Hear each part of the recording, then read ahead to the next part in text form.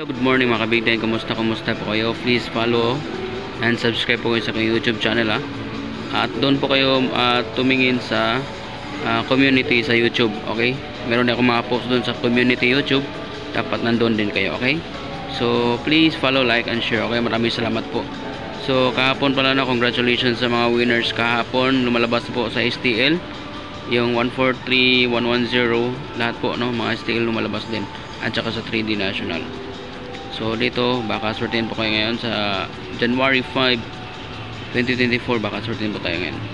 So join muna kayo sa text plan kung gusto niyo mag-join, Okay, sa nais po mag-join sa ating text plan, send lang po kayo ng 100 pesos, GCash 0927-588-4406.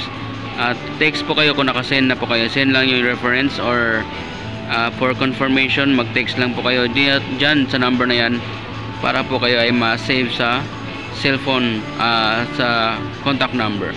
Okay, 100 na po yan. Good for 3 months po. Good for 3 months, okay?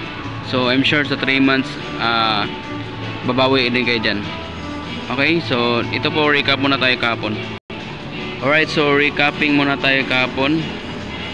So ito po yung recap natin, result kahapon. 866 pala, 2 PM, 5 PM, 821, 9 PM, 143. Yan po ang mga coding number, 322, 364, and 418. Okay, so may chance po lumabas yung mga coding. Try nyo lang tayo kung gusto nyo, okay? So good luck po. So one combination lang ibibigay natin for January 5, 2024 pala.